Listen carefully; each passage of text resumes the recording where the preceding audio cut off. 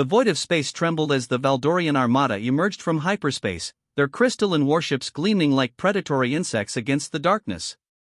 Admiral Krevoth stood on the bridge of his flagship, the Eternal Dominion, his 4 eyes gleaming with satisfaction. Before him hung the blue jewel of Earth, isolated and primitive, or so he believed. "Deploy the siege formation," Krevoth commanded, his mandibles clicking with anticipation. "The humans will surrender before the day ends, or their world will burn."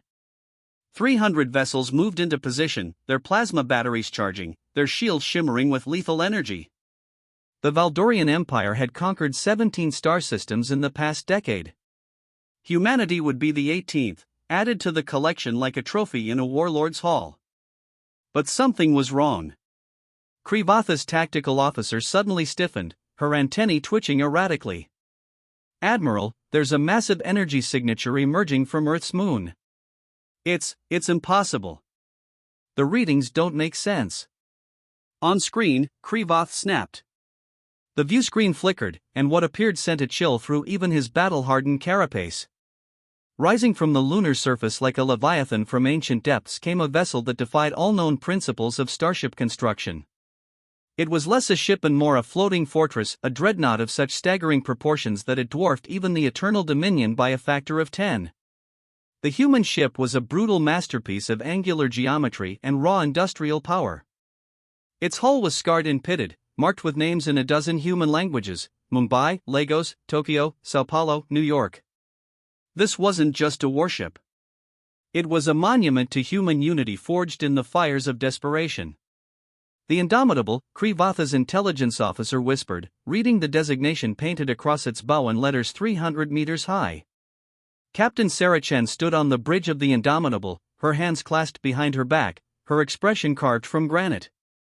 Around her, the crew worked with practiced efficiency, humans from every corner of their world, united by a singular purpose. "Admiral Krevoth is hailing us, Captain," her communications officer reported. "Put him through." The Valdorian commander's face filled the screen, his expression a mixture of arrogance and barely concealed unease. "Human vessel, you will power down your systems and prepare to be boarded. Resistance is futile. You face the might of the Valdorian Empire." Chen's lips curved into a cold smile. "Admiral Krevoth, I am Captain Sarah Chen of the Earth Defense Force. You have violated our sovereign space and threatened our homeworld. You have one opportunity to withdraw. Refuse, and we will show you why humanity doesn't kneel." Krevoth's mandibles spread in what passed for Valdorian laughter. "You are outnumbered 300 to 1. Your bravado is admirable but pointless." "Numbers," Chen replied. "Softly, are just numbers." She cut the transmission and turned to her weapons officer. "Commander Park, you may fire when ready." The Indomitable's main cannons had been built from repurposed mass drivers originally designed to deflect asteroids. Humanity had taken the tools of preservation and transformed them into instruments of devastation. When they fired, the recoil was so massive that the Dreadnought's inertial dampeners screamed in protest. The first salvo hit the Valdorian formation like the fist of an angry god. 3 capital ships simply ceased to exist, vaporized by kinetic projectiles traveling at a significant fraction of light speed.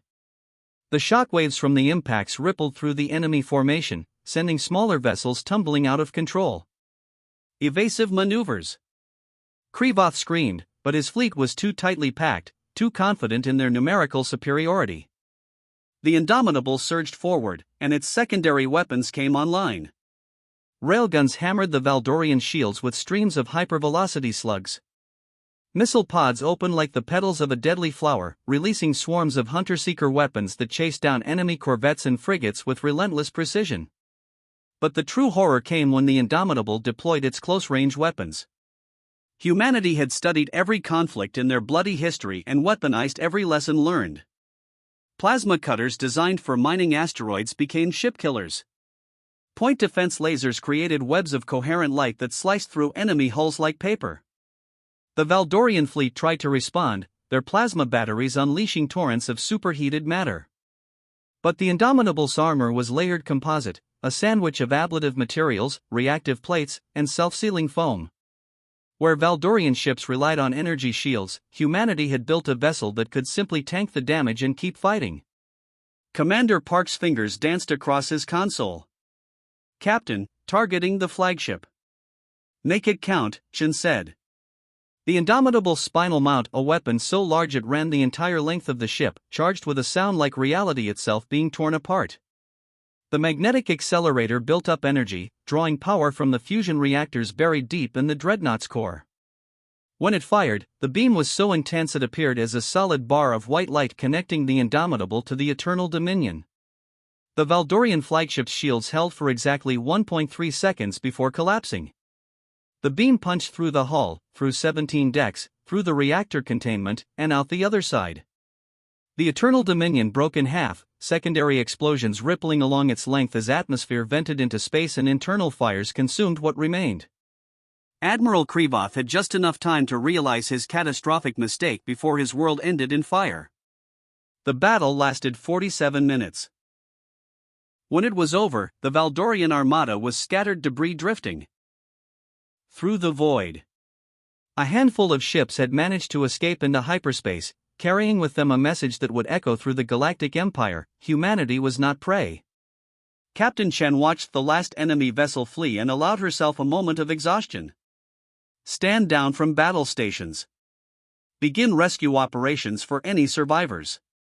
Her first officer raised an eyebrow. "Captain?" "We're not monsters," Chen said quietly.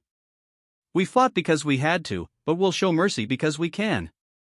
That's what makes us human." Across the galaxy, in the marble halls of the Imperial Council, the news arrived like a thunderbolt. The unthinkable had happened.